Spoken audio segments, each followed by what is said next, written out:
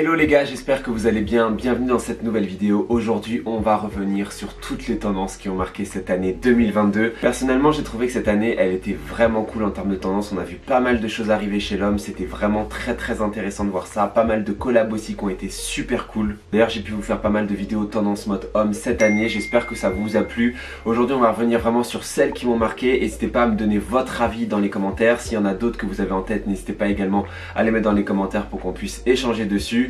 Et si ce type de vidéo vous plaît, n'hésitez pas à vous abonner à la chaîne en cliquant sur le bouton rouge s'abonner et à me rejoindre également sur les autres réseaux qui sont TikTok et Instagram. C'est le même nom que la chaîne, MaxOMH, ça me ferait ultra plaisir. Du coup, première tendance qui a été hyper marquante pour moi, c'est la Yeezy Foam. C'est cette espèce de chaussure un petit peu futuriste qui a tout cassé sur son passage. Une fois qu'on l'a vu, je pense que j'aurais pu parler aussi de la Yeezy Slide parce que la Yeezy Slide elle a fait quand même une entrée fracassante cette année.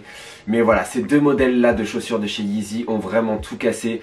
Pour moi la force c'était vraiment l'originalité du design qui est incroyable. Surtout sur la Yeezy Foam, je trouve ça incroyable. C'est quelque chose qu'on n'avait jamais vu dans le monde de la sneaker, c'est dans le monde de la chaussure. Donc c'était vraiment ouf de voir ça. Et surtout les coloris étaient incroyables. Vous savez que je suis un grand fan des couleurs neutres etc. Mais là les coloris étaient juste géniaux. Donc dites-moi ce que vous avez pensé de cette tendance dans les commentaires. Mais pour moi c'est vraiment un top de cette année. Tendance suivante, on va parler du rose Valentino. Vous n'avez pas pu passer à côté puisque j'ai l'impression de l'avoir vu partout ce rose. Et pour vous dire, même entre les marques de créateurs, il se copie un petit peu. Ce rose là a été popularisé par Valentino lors de ses derniers défilés. J'ai trouvé ça incroyable. Alors je trouve que la couleur est hyper originale. Si vous aimez les couleurs, vous allez aimer cette tendance. Par contre je trouve que c'est une couleur qui est quand même hyper particulière à porter, qui est pas facile à porter. Donc je trouve que pour un event, pour un tapis rouge, des choses comme ça rend très bien. Par contre dans la vie de tous les jours c'est beaucoup plus compliqué. Et je trouve que la tendance commence un peu à s'effacer. Je pense malheureusement que c'est en train de s'essouffler. Et typiquement la dernière fois en me baladant dans le corner de chez Ami, j'ai vu qu'il y avait des pièces un petit peu du même rose.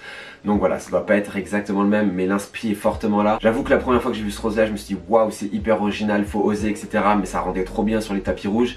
Mais dans la vie de tous les jours c'est beaucoup plus compliqué à porter. Et c'est pour ça que je commence à la mettre dans les flops. Ensuite, autre chaussure tendance qu'on a vu partout cet été, la Birkenstock. Cette chaussure là on la voyait pas il y a 2 ans. Et là elle a fait un retour fracassant puisque c'est une marque qui existe depuis très longtemps. Et je vous parle plus précisément de la Birkenstock Boston, qui est une paire un petit peu sabot. Sincèrement cette paire est incroyable. Je trouve qu'en termes de matériaux, de qualité, de rendu, vous pouvez faire des trucs de ouf avec cet article là. Et je trouve que c'est vraiment la force de cet article là, c'est qu'il va un petit peu avec tout. Il est fait avec des matériaux de qualité. Il est pas hyper mode, mais en fait bien exécuté ça peut être hyper pointu. Et en plus ça a l'air hyper confort et hyper facile à enfiler. Donc, je pense que c'est comme ça qu'on peut expliquer son succès. Et pour moi c'est un gros top de cette année. Ensuite on va parler des Varsity Jackets. Pour moi c'est revenu grâce à Louis Vuitton et Virgil Abloh qui les a mis vachement en avant dans ses défilés. Ça a toujours été tendance, c'est toujours revenu. Mais je trouve que Virgil Abloh a réussi à vraiment les remettre sur le devant de la scène. Pour moi c'est un top parce que c'est vraiment un blouson qui apporte une vibe, qui apporte quelque chose à une tenue, qui tout de suite fait penser aux États-Unis, au collège américain. C'est une pièce qu'on n'avait plus trop l'habitude de voir et je trouve que ça fait du bien de la revoir parce que en fait c'est hyper efficace. Vous en avez avec plein de patchs, vous en avez des plus sobres, donc selon votre style vous pouvez adapter un petit peu l'originalité. Donc pour moi c'est un top parce que j'aime beaucoup ce genre de pièces là. Après je pensais vraiment qu'on allait en voir plus que ça, mais je trouve que ça se retrouve plus chez les gens qui ont un look streetwear et je pensais que ça allait être un petit peu plus mainstream. Mais bon, peut-être que dans les prochains mois qui vont venir, on va l'avoir de plus en plus. On a parlé du rose Valentino tout à l'heure et là on va parler d'une autre couleur que j'appelle moi le vert Bottega. Et celle-là par contre, cette couleur là, on l'a vue partout et j'ai trouvé ça original. J'ai même craqué à la tendance quand Zara avait fait un polo vert, je l'ai acheté et au final je l'ai porté un petit peu cet été et je ne le reporterai plus. Je trouve que la couleur a été tellement vue que son succès l'a dépassé et a tué la tendance. Donc c'est vrai que les tendances sont censées être des choses assez éphémères, mais on a des choses qui arrivent à rester et je trouvais que cette couleur là elle faisait vraiment du bien. Pour moi c'était un gros top quand ça a été lancé, c'était original, c'était beau. Et là je trouve qu'on s'oriente vers des verts un peu moins flashy, des verts un petit peu plus kaki, des verts un petit peu plus profonds. Je trouve ça très beau sur des sneakers. Je trouve qu'aujourd'hui investir dans un verre comme ça hyper flash, c'est plus trop un bon investissement puisque la tendance est passée. J'investirais plus du coup sur une pièce avec un verre un petit peu plus sobre, juste pour m'assurer que je puisse porter la pièce plus longtemps. Donc voilà, une très belle tendance quand elle est sortie. Là à aujourd'hui, je suis mitigé. Donc ni un top ni un flop, mais ouais. bon, quand même ça commence à aller dans les flops. Je pense que j'investirai pas dans ces pièces là, donc flop. Paire de sneakers également qui a fait beaucoup de bruit sur les réseaux sociaux, c'est la New Balance 550, un gros top cette paire là, je l'adore. Ça change des paires que l'on voit tout le temps, de la Stan Smith, de la Air Force One. Je trouve que ça fait du bien et je trouve qu'elle ressemblait pas aux autres New Balance qu'on avait l'habitude de voir. C'est un modèle qui fait classique mais un petit peu vintage. Je peux la porter autant avec un jean slim qu'un jean baggy, qu'avec un pantalon à pince large, qu'avec un costume. Je trouve qu'elle va vraiment avec tout et c'est ce que je demande à une paire de sneakers, que je puisse la porter en toutes circonstances. Maintenant en plus il y a énormément de coloris qui sont disponibles alors qu'avant la paire était assez compliquée à trouver. Et c'est une paire qui malheureusement a augmenté de prix puisque de base elle était à 130 € et que maintenant elle est passée à 150 €. Je trouve ça vraiment dommage.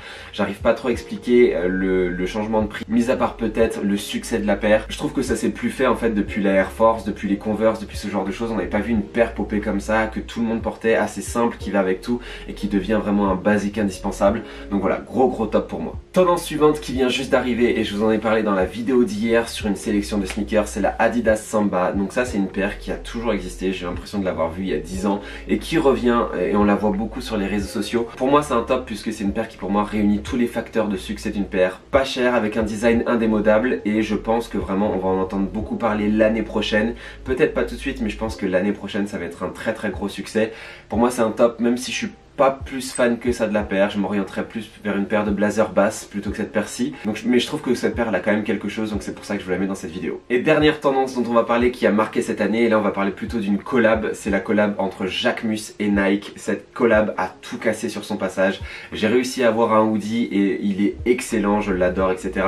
Mais là on va plus parler de la Nike Umara qui a été faite en collaboration avec Nike et Jacquemus qui est incroyable. Cette paire elle a tout cassé sur son passage et pour vous dire au début quand elle est sortie, quand la collab est sortie, je me disais j'aime pas la paire, et en fait à force de la voir je me dis en fait la paire est incroyable, pourquoi j'ai pas foncé dessus? Et je regrette un petit peu mon choix, mais c'est pas grave, pour le coup j'ai pas acheté juste parce que c'était une collab et que c'était Jacquemus et que j'adore le créateur. Mais voilà, franchement la collab est incroyable, je trouve qu'elle a vraiment marqué l'année et que comparé à d'autres collabs, typiquement Ami X Puma, on n'a pas eu le même résultat, pas eu le même engouement. Vraiment Jacquemus c'est le créateur pour moi à surveiller et j'ai l'impression que son succès ne s'arrête pas.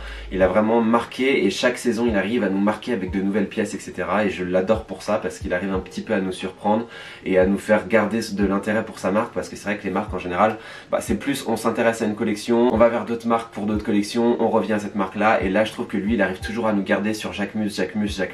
Il est vraiment très fort et cette collab là était incroyable et j'espère vraiment qu'il y en aura d'autres entre Jacquemus et Nike parce que j'ai vraiment adoré en tout cas ce premier drop. Donc voilà les gars, cette vidéo est terminée, j'espère qu'elle vous aura plu. Si c'est le cas, n'hésitez pas à lâcher un petit pouce bleu et à vous abonner à la chaîne. Dites-moi également en commentaire quelle tendance vous a marqué en 2022 et ce que vous en pensez. Vraiment j'ai hâte de lire ça dans les commentaires. En attendant la prochaine vidéo, on se retrouve sur Instagram et sur TikTok. Mon nom là-bas c'est MaxOMH comme le nom de la chaîne.